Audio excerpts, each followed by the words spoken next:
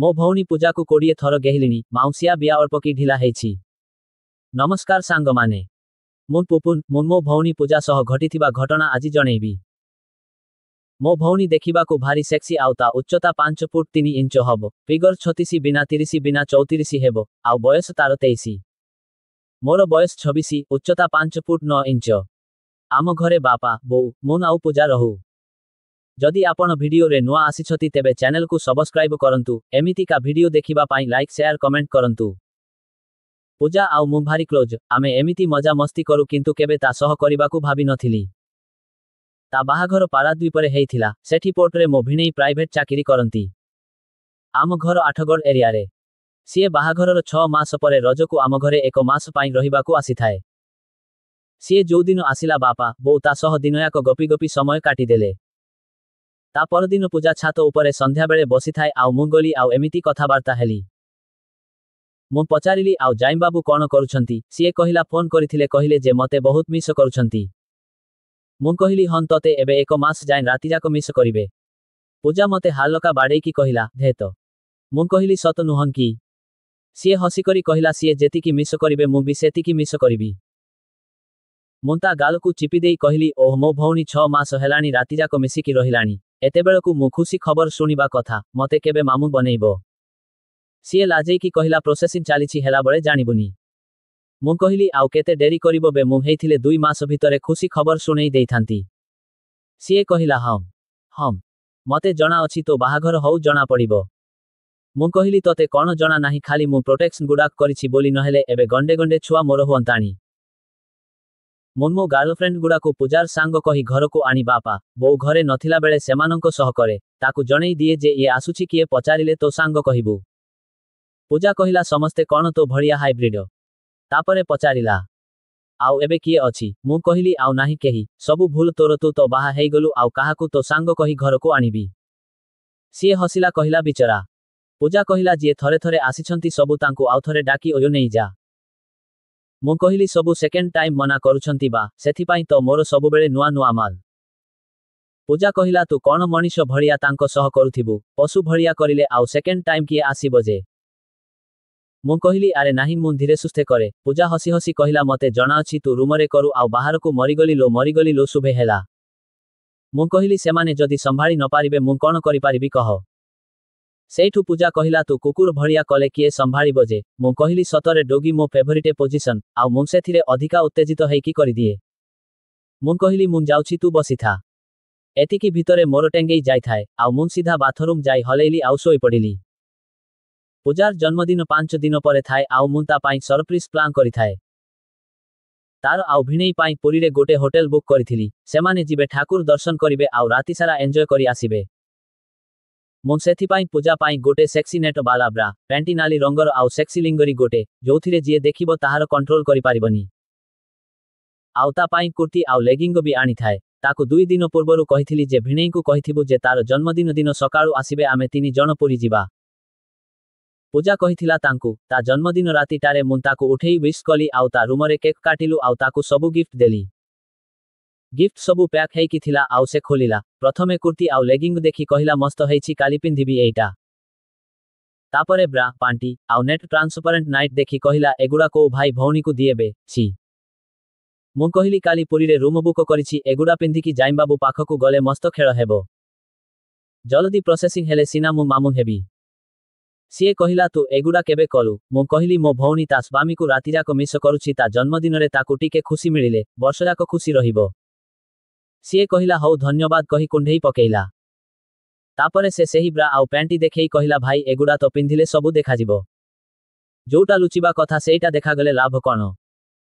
मु कहिली तू कोन एइटा समस्तंकु पिंधिकी देखेई हेबु की तो स्वामी एथिरे देखि तोते आहुरी एक्साइटेड हेई रंपारंपी करिवो। सीए हसी देला मोते पचारिला भाई तू मो साइज केमिति आनिलु। मु कहिली बो मो सह जाय आउ तो पाई 34 साइजर आने हेले बाथरूम रे तोर 36 साइजर ब्राथुआ हेइथिला मु देखिथिली सेथिपाई नै आसिली। तापरे मु आखी को टेकी की कहिली आनंता हेले एबे जाइम बाबू तोर हाथ मारी मारी बढ़ेई देइछंती नाई हुन जणा पडिला।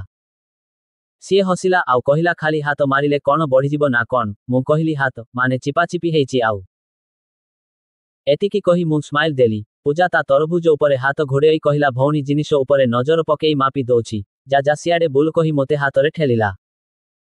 ମୁଁ ତାପରେ କହିଲି ଟିକେ ବଡ଼ ହେଇ ଯାଇଛି ତ ସେଥିପାଇଁ ନଜର ପଳେଇଲା। ତାପରେ ଆମେ ଦୁଇ ଜଣ ଯାକ ହସିଲୁ। ମୁଁ କହିଲି ଚେକ କରିକି ଦେଖ ଆଗ ସବୁ ହଉଛି ନା ନାହିଁ। ସିଏ ଗଲା କିଛି ସମୟ ପରେ ଆସିଲା କହିଲା ସବୁ ପରଫେକ୍ଟ ହଉଛି। ମୁଁ କହିଲି କେମିତି ଦେଖା ଯାଉଛି ଛାଡ଼ ମୁଁ ଖାଲି ଦେଖି ପାରିଲିନି ଆଉ। ସିଏ ସେଇଠୁ ବ୍ରାକୁ ଦେଖେଇ କହିଲା ଏଇଟା ପିନ୍ଧିକି ଦେଖେଇ ଥାନ୍ତି ନା କଣ କହି ରାଗିଲା ଭଳି ଲୁକ ଦେଲା। ମୁଁ କହିଲି କୁର୍ତ୍ତି କଥା କହୁଥିଲି। ସିଏ କହିଲା ଓହୋ। ମୁଁ ତାପରେ ଆସ୍ତେକିନି କହିଲି ସେଥିରେ ପିନ୍ଧିକି ଦେଖେଇଲେ ବି ଚଳିବ। ସିଏ ହସିକରି କହିଲା ଭଉଣୀର ଦେଖିବୁ ନା। ମୁଁ କହିଲି ଭଉଣୀ ଦେଖେଇଲେ ଭାଇ କାଇଁ ମନା କରିବ। ସିଏ କହିଲା ଯା ହିଷ୍ଟ୍ରିଆ ହେଇଗଲୁଣି ତୁ ଜଲଦି ଆଉ ଗୋଟେ ଝିଅ ପଟେଇଦେ ନହିଲେ ରହି ପାରିବୁନି। ମୁଁ ତାପରେ ପଳେଇଲି ଆଉ ପ୍ରଥମ ଥର ପୂଜାକୁ ବ୍ରା ଆଉ ପ୍ୟାଣ୍ଟିରେ ଭାବି ମୁଠି ମାରିଲି। ତାପରେ ଆମେ ସକାଳୁ ଘରୁ ବାହାରିଲୁ। ପୂଜା ତାର ଜିନିଷପତ୍ର ପୁରେଇ ବାହାରିଲା। ଜୟମ୍ବାବୁ କହିଥିଲେ ଯେ ମୁଁ ଆଉ ଜାଇମ୍ବାବୁ ଯାଇକି ପହଞ୍ଚିଲା ପରେ ପୂଜା ତାର ସିଏ ଆସିଥାନ୍ତା। ମୁଁ ଆଉ ପୂଜା ପିପିଲି ପାଖରେ ହେଇଛୁ ସିଏ ଫୋନ କରିକି ପୂଜାକୁ କହିଲେ ଆଜି ଆଉ ଯାଇ ହବନି ବୋସର ଏକ୍ସିଡେଣ୍ଟ ହେଇଗଲା। ଆଉ କାହାକୁ ଛୁଟି ଦଉନାହାନ୍ତି। କଣ କରିବି ଆଉ ଏବେ ଯିବାକୁ ମନା କରୁଛନ୍ତି। ତାପରେ ଜୟ ପୂଜାକୁ କହିଲେ ପରେ କେବେ ଯିବା ମିଶିକି। ଆଜି ତୁମେ ବୁଲିକି ଆସହେରି ମୋତେ ଭିଡିଓ କଲ୍ କରିଦେବ ନହିଲେ। ପୂଜାର ମୁଡ୍ ଖରାପ ହେଇଗଲା କହିଲା ପଳେଇବା ଚାଲ ଘରକୁ। ମୁଁ କହିଲି ଏତେ ବାଟ ଆସିଛେ ଆଉ ପୁଣି ପଳେଇବା ମୋ ପଇସା ନଷ୍ଟ ହେବ ଚାଲ ବୁଲିକିନି ଆସିବା। ସିଏ ଚୁପ ହେଇ ବସିଲା। ଆମେ ଗଲୁ ଆଗ ବ୍ୟାଗ ସବୁ ହୋଟେଲ ରୁମରେ ରଖିଦେଲୁ। ମୁଁ ଗୋଟେ ରୁମ ଆଗରୁ ଫୋନ କରିକି ବୁକ କରିଥିଲି। ପୂଜା ଆଉ ତା ସ୍ୱାମୀ ପାଇଁ ରହିଥାନ୍ତେ ଆଉ ମୁଁ ରାତିରେ ଘରକୁ ପଳେଇବାର ପ୍ଲାନ୍ ଥିଲା। କିନ୍ତୁ ମୋତେ ଏଥର ରାତିରେ ରହିବାକୁ ପଡ଼ିବ। ଆଉ ଏଇଟା ସିଙ୍ଗଲ ବେଡରୁମ୍ ଥିଲା। ଆମେ ବ୍ୟାଗ ରଖି ମନ୍ଦିର ଦର୍ଶନ କଲୁ ତାପରେ ଖାଇସାରି ସମୁଦ୍ର କୂଳକୁ ବାହାରିଲୁ। ସିଏ ମନା କରୁଥିଲା ହେଲେ ମୁଁ ତାକୁ ଜବରଦସ୍ତ ନେଇକି ଗଲି। ଆମେ ବସିଲୁ କିଛି ସମୟ ତାପରେ ତାକୁ ଗାଧେଇବାକୁ କହିଲି ସିଏ ମନା କଲା। ମୁଁ ତାକୁ କହିଲି ପାଣି ଛିଞ୍ଚି ହେଇକି ଆସିବୁ ଚାଲେ ଆଉ ସିଏ ଗଲା। ଢେଉ ଆସିଲା ବେଳକୁ ମୁଁ ତାକୁ ଜବରଦସ୍ତ ଧରି ରଖିଲି ଆଉ ତାକୁ ପାଣିରେ ପେଲିଦେଲି। ସିଏ ପୁରା ଓଦା ଆଉ ମୁଁ ହସିଲି ସିଏ ବି ମୋତେ ଠେଲିବାକୁ ଲାଗିଲା। ଆଉ ପୁଣି ଲହଡ଼ି ଆସିଲା ବେଳକୁ ମୁଁ ନିଜେ ଓଦା ହେଇଗଲି ଦୁଇ ଜଣ ଯାକ ହସିଲୁ। ମୁଁ ତାକୁ କହିଲି ଚାଲେ ଆଉ ଟିକେ ଭିତରକୁ ଯିବା ମଜା ହେବ। ସିଏ ଚାଲିଲା। ସମୁଦ୍ରରେ ଗାଧେଇବା ଅଲଗା ମଜା। ଲହଡ଼ି ଆସିଲା ବେଳକୁ ପୂଜା ମୋତେ ମାଡ଼ି ବସୁଥାଏ ଆଉ ମୁଁ ତା ହାତ ଧରିଥାଏ। ଏମିତି ସିଏ ପାଣି ଭିତରେ ଆଉ ତାକୁ ଧରିବାକୁ ଯାଇ ମୁଁ ତା ତରଭୁଜକୁ ବହୁତ ଥର ହାତ ମାରି ପକାଉଥାଏ ଚିପି ପକାଉଥାଏ। ଏମିତି ଗୁଡ଼ାଏ ସମୟ ଚାଲିଲା ଆଉ ମୋ ମୂଳା ଟେଙ୍ଗେଇ ଗଲାଣି। ଗୋଟେ ବଡ଼ ଲହଡ଼ି ଆସିଲା ଆଉ ମୁଁ ପୂଜାକୁ ପଛପଟୁ ଧରି ପକେଇଲି ଯେମିତି ତା ଦେହରେ ବାଜିବ। ମୋ ମୂଳା ତା ପିଚାରେ ସ୍ପର୍ଶ ହେଉଥାଏ ଆଉ ଲହଡ଼ି ବାଜି ଆମେ ଦୁଇ ଜଣ ଠେଲି ହେଇ ପଛକୁ ଆସି ପଡ଼ିଲୁ। ତା ଭିତରେ ମୁଁ ତା ତରଭୁଜ ଚିପିଦେଲି। ଆଉ ତାପରେ ସିଏ କହିଲା ଆଜି ଭିଣେଇ ନାହିଁ ବୋଲି ଭଉଣୀର ପୁରା ମଜା ନେଇ ଫାଇଦା ଉଠୁଛୁ ନାହିଁ। ମୁଁ ହସିଦେଲି। ମୁଁ କହିଲି ଏଠି ଯୋଉ ମଜା ଅନ୍ୟ କୋଉଠି ଅଛି। ପାଣି ଭିତରେ ପଶିଲୁ ଆଉ ସିଏ ତା ଭିତରେ ମୋ ସହ ଖେଳିବା ବାହାନାରେ ମୋ ମୂଳାରେ ହାତ ମାରିଦେଲା। ମୁଁ ବି ଗ୍ରୀନ୍ ସିଗ୍ନାଲ ଦେଖି ପୁଣି ମୌକା ଦେଖି ଚିପିଦେଲି। ମୁଁ ଶେଷରେ ପାଣିରେ ପଶି ତା କୁର୍ତ୍ତି ଭିତରେ ହାତ ପୁରେଇ ଚିପିଦେଲି ଆଉ ସଙ୍ଗେ ସଙ୍ଗେ କାଢ଼ିଦେଲି। ପାଣି ଭିତରେ କିଏ କଣ ଜାଣିପାରୁଛି ମୁଁ ତା ପିଚାରେ ମୋ ମୂଳା ଘଷି ପକଉଥାଏ। ସିଏ ତା ଗାଣ୍ଡି ବି ଦେଖଉଥାଏ। ଆମେ ସିଧା ରୁମକୁ ଯାଇ ଗାଧେଇ ସନ୍ଧ୍ୟାବେଳେ ସମୁଦ୍ର କୂଳ ବୁଲିଲୁ ସିଏ କିଣାକିଣି କଲା। ଆଉ ଆମେ ଖାଇଲୁ ତାପରେ ବାଲିରେ ଚାଲିଲୁ ଆଉ ଗୋଟେ ଜାଗାରେ ପାଖାପାଖି ହେଇ ବସିଲୁ ଆମ ପାଖରେ ଲୋକ ନଥିଲେ କେହି। ମୁଁ ସମୁଦ୍ରକୁ ଅନେଇ କହିଲି ଆଜି ସମୁଦ୍ରରେ ବହୁତ ମଜା ଆସିଲା। ପୂଜା କହିଲା ଭଉଣୀର ଆଜି ଚିପିଚୁ ମଜା ଲାଗିବନି। ମୁଁ ସ୍ମାଇଲ ଦେଇ କହିଲି ସେସବୁ ଭୁଲରେ ହାତ ବାଜି ଯାଇଛି ନା ଆଉ। ସିଏ କହିଲା ହଁ କହନି ଭୁଲରେ କୁର୍ତ୍ତି ଭିତର ହାତ ପୁରେଇ ଚିପୁଥିଲୁ। ମୁଁ କହିଲି ଲହଡ଼ିରେ ହାତ ପଶିଯାଉଥିଲା ମୁଁ କଣ କରିବି। ସିଏ ମୁହଁ ତଳକୁ କରି ହସିଲା। ମୁଁ କହିଲି କଣ ଖରାପ ଭାବିଲୁ ନା କଣ। ସିଏ କହିଲା ନାହିଁ। ସିଏ ମୋ ବାମ ପଟେ ବସିଥିଲା। ମୁଁ ତା କାନ୍ଧ ଉପରେ ହାତ ପକେଇ ତା ବାମ ତରଭୁଜ ଚିପିଦେଲି। ସିଏ ଆହ କି ହେଲା କହିଲା ଭାଇ କଣ କରୁଛୁ କିଏ ଦେଖିଦବ ଯଦି। ମୁଁ କେହି ନାହାନ୍ତି ବା ଏଇଠି କହି ଚିପିଲି। ସିଏ ଖାଲି ଚାରି ଆଡ଼କୁ ବଲବଲ ହେଇ ଅନଉଥାଏ। ମୁଁ ତାରି ଭିତରେ ତା ଗାଲରେ ଚୁମାଟେ ଦେଲି। ମୋ ମୂଳା ପୁରା ଟେଙ୍ଗେଇକି ଯାଇଥାଏ। ମୁଁ ତା ହାତ ଆଣି ମୋ ମୂଳା ଉପରେ ରଖିଦେଲି ଆଉ ତା ହାତରେ ମୋ ମୂଳା ଦବେଇଲି। ସିଏ ହାତ କାଢ଼ି ଠିଆ ହୋଇଗଲା ଆଉ କହିଲା ଭାଇ ଚାଲ ଯିବା। ମୁଁ ଠିଆ ହେଇ ସଡନ୍ ମୋ ଓଠକୁ ନେଇ ତା ଓଠରେ ଲଗେଇ କିସ୍ କଲି।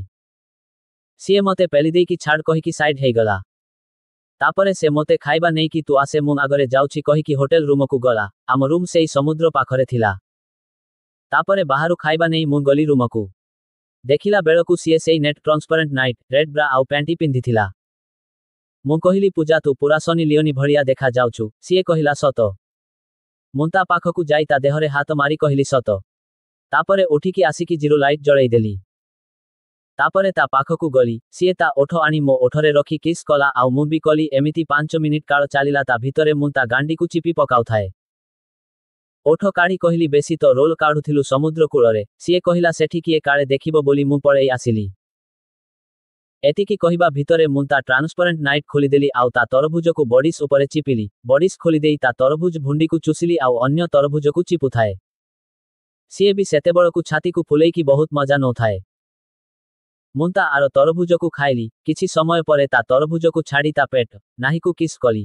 ଆଉ ତା ପ୍ୟାଣ୍ଟ ଉପରୁ ଗୁମ୍ଫା ଚାଟିଲି। ତାପରେ ତା ପ୍ୟାଣ୍ଟ ଖୋଲିଦେଇ ତା ଗୁମ୍ଫା ଚାଟିଲି। 5 ମିନିଟ୍ ଖଣ୍ଡେ ଚାଟିଲି। ତା ଗୁମ୍ଫା ପୁରା ମାଉଁସିଆ ହେଇକି ଫୁଲିକି ରହିଥାଏ। ତାପରେ ମୁଁ ମୋ ଖୋଲିଦେଲି ଆଉ ତାକୁ ଚୁଷିବାକୁ କହିଲି। ସିଏ ପାଟିରେ ନେଇ ଚୁଷିବାକୁ ଲାଗିଲା। ପୂଜା ମୋ 7 ଇଞ୍ଚ ମୂଳାକୁ ପାଟିରେ ନେଇ ଚୁଷୁଥାଏ। ତାପରେ ଆମେ ଅଣସ୍ତରୀ ପୋଜିସନରେ ସିଏ ମୋ ମୂଳା ଚୁଷୁଥାଏ ଆଉ ମୁଁ ତା ଗୁମ୍ଫା। କିଛି ସମୟ ପରେ ମୁଁ ଉଠିଲି ଆଉ ସିଏ ତଳେ ଆଣ୍ଠେଇ ମୋ ମୂଳା ଚୁଷିଲା। ମୋ ରସ ବାହାରିବ ବୋଲି କହିଲି। ସିଏ ସାଇଡ୍ ହେଇଗଲା ଆଉ ମୁଁ ଧକ ଧକ କରିକି ବାହାର କରିକି ଖଟର ଗୋଟେ ସାଇଡ୍ରେ ପକେଇଲି। ମୋର ବାହାରିଲା ପରେ ମୁଁ ବେଡ୍ରେ ଶୋଇ ପଡ଼ିଲି। ତାପରେ ସେ ମୋ ମୂଳାକୁ ଧରିକି ମଳି ପକାଉଥାଏ ଆଉ ମୋତେ କୁଣ୍ଢେଇକି ଧରିକି ମୋ ଉପରେ ଶୋଇଲା। ସେ ତା ହାତରେ ମୋ ମୂଳାକୁ ଧରିକି ତା ଗୁମ୍ଫା କଣାରେ ସେଟ୍ କରିକି ପସେଇବାକୁ ଲାଗିଲା। ମୁଁ ତାକୁ କିସ୍ କଲି, ତରଭୁଜ ଚିପିଲି ଆଉ ସେତିକି ଭିତରେ ମୋ ମୂଳା ପୁଣି ହିଟ ହେଲା ଆଉ ମୁଁ ତା ଗୋଡ଼ ମେଲେଇ ତା ଗୁମ୍ଫାରେ ଛେପ୍ ମାରିଲି ଆଉ ମୂଳା ପୁରେଇବାକୁ ବାହାରିଲି। ପୂଜା ଖଟ ଉପରେ ଶୋଇକି ଗୋଡ଼କୁ ନିଜେ ନିଜେ ମେଲେଇକି 2 ହାତରେ ଗୁମ୍ଫାକୁ ଫାଡ଼ିକି ରଖିଲା। ମୁଁ ଗୁମ୍ଫାରେ ମୂଳାକୁ ଘଷି ଘଷି ଧୀରେ ଧୀରେ କରିକି ଗୁମ୍ଫାର ପୁରା ଭିତରକୁ ପସେଇଲି। ମୋ ମୂଳା ତା ଗୁମ୍ଫାରେ ପଶିବାରୁ ପୁରା ଗରମ ହେଇଗଲା। ମୁଁ ମୋ ଗାର୍ଲଫ୍ରେଣ୍ଡକୁ ଗେହିଲା ବେଳେ ସେମାନେ ଠିକ୍ ସେ ଦେଖାଉନଥିଲେ ସେଥିପାଇଁ ସେତେ ମଜା ଆସୁ ନଥିଲା। ହେଲେ ପୂଜା ଭିଣେଇଙ୍କ ସହିତ ଆଗରୁ ହେଇଛି ଆଉ ତାହାର ଏକ୍ସପେନ୍ସ ହେଲେ ଅଛି ସେଥିପାଇଁ ସେ ସାଇଜରେ ମେଲେଇକି ରଖୁଥାଏ ଆଉ ମୂଳାକୁ ହାତରେ ସାଇଜରେ ଧରିକି ଗୁମ୍ଫାରେ ଲଖେଇ ଦେଉଥାଏ। ଏମିତି 15 ମିନିଟ୍ କାଳ ତାକୁ ଗେହିଲି। ସେ ଆରାମରେ ମଜା ନେଉଥାଏ। ଆଖି ବନ୍ଦ କରିକି ତକିଆକୁ ହାତରେ ଭିଡ଼ିକି ଧରିକି ଛାତିକି ଟେକି ଚାଲିଥାଏ ଆଉ ମୋତେ ବି ଗାଣ୍ଡି ଉଠେଇକି ଗେହି ଚାଲିଥାଏ। କିଛି ସମୟ ପରେ ତାର ପାଣି ବାହାରିବାକୁ ଲାଗିଲା ଯେ ଆହ ଜୋରେ କର କହି ମୋତେ ଜାବୁଡ଼ି ଧରିକି ମୋତେ ଗେହି ଚାଲିଲି ଆଉ ମୁଁ ପୁରା ଠେଲି ଠେଲି ମୋର ଶାବଳ ଭଳିଆ ମୋଟା ମୂଳାକୁ ତା ଗୁମ୍ଫା କଣାକୁ ଚିରିକି ପସେଇ ଚାଲିଥାଏ। ମୁଁ ହେଲେ ଏମିତି ଜୋରେ ଧକ୍କା ମାରିବାରୁ ମୋର ହେଲେ ଆଉଥରେ ବାହାରି ପଡ଼ିଲା। ଆମେ ସେମିତି କୁଣ୍ଢାକୁଣ୍ଢି ହେଇ ଶୋଇଲୁ। ତାପରେ ଉଠିକି ସେ ଯାଇକି ପାଣିରେ ତା ଗୁମ୍ଫାକୁ ଧୋଇକି ସଫା କଲା ଆଉ ମୁଁ ଯାଇକି ମୋ ମୂଳାକୁ ବେସିନରେ ଧୋଇଲି। ତାପରେ ଖାଇବା ଖାଇକି ଶୋଇଲୁ।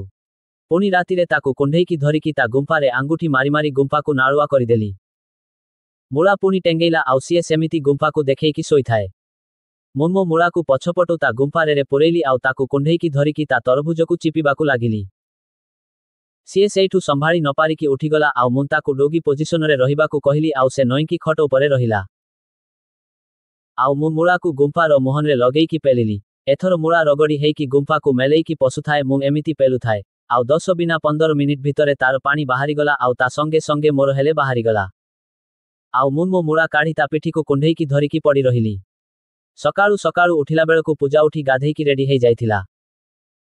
ଆଉ ମୁଁ ତାକୁ ପଛରୁ ଜାବୁଡ଼ି ଧରିଲି ଆଉ ତା ତରଭୁଜ ଚିପିଲି। ସେ ନାଇଁ ଗାଧେୟ ସାରିଲିଣି ଟାଇମ୍ ହେଇଯିବ କହିକି ମନା କରୁଥିଲା ହେଲେ ମୋ ମୂଳା ଟିଙ୍ଗେଇଲା ଯେ ମୁଁ ତାକୁ ନନ୍ହିବାକୁ କହିଲି ଆଉ ତା ଡ୍ରେସ୍କୁ ଗୋଟେ ଗୋଡ଼ରୁ ଖସେଇକି ଜବରଦସ୍ତି ଗୋଟେ ଗୋଡ଼କୁ ଟେକିକି ଧରିକି ଗୁମ୍ଫାରେ ଗେହି ଚାଲିଲି। ପୁଣିଥରେ ସକାଳୁ 10 ମିନିଟ୍ ହେବ ପିଚାକୁ ଥାପଡ଼ ମାରି ମାରି ଗେହି ଚାଲିଲି ଆଉ ତା ପିଚା ନାଲି ପକେଇଦେଲି। ତା ପିଚାରେ ମୋ ମୂଳା ପୁରେଇଲି। ପୂଜା ମନା କରୁଥାଏ ନାହିଁ ଭାଇ ଥାଉ ପ୍ଲିଜ୍ କାଟିବୁ। ମୁଁ କହିଲି ଆହୁରି ମଜା ଆସିବ କହି ଆସ୍ତେ ଆସ୍ତେ ପୁରେଇଲି ଆଉ ତାପରେ 2ରୁ 4ଟା ଅଷ୍ଟ୍ରୋକରେ ପୁରା ପଶିଗଲା ପରେ ଜୋରରେ ଗେହିଲି। ଆଉ ସିଏ ଆହ ମରିଗଲି ଲୋ ଭାଇ କହୁଥାଏ। ମୁଁ ଆଉ 10 ମିନିଟ୍ ସେମିତି ଗେହିଲି ଆଉ ତା ପିଚା ସେମିତି ମୂଳାକୁ ପସେଇକି ତାକୁ ଧରିକି ରହିଲି। ସବୁଯାକ ତା ପିଚା ଭିତରେ ମୋ ରସ ଛାଡ଼ିଦେଲି। ତାପରେ ସେ ପୁଣି ଧୋଇ ହେଲା। ମୁଁ ହେଲେ ଗାଧେଇକି ରେଡି ହେଇକି ହୋଟେଲରୁ ଚେକ୍ଆଉଟ୍ କଲୁ ଆଉ ଘରକୁ ବାହାରିଲୁ। ଘରେ ପହଞ୍ଚିଲା ପରେ ସନ୍ଧ୍ୟାବେଳେ ଛାତ ଉପରେ ତା ସହ ଗେହା ଗେହି କଥା ହେଲି। ଆଉ ଘରେ ବାପା ବୋଉ ନଥିଲା ସମୟରେ ଆମେ 2 ଜଣ ଅଲଗା ଅଲଗା ପୋଜିସନରେ ଗେହା ଗେହି କରିବାକୁ ଲାଗିଲୁ।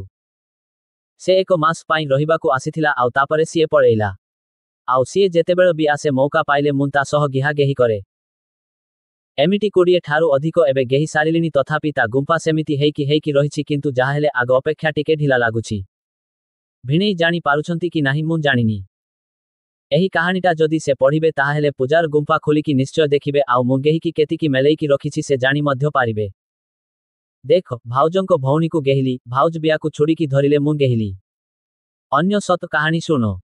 आगकू सुनिबा पाई चैनल को सब्सक्राइब करंतु एमितिका वीडियो देखिबा पाई लाइक शेयर कमेंट करंतु।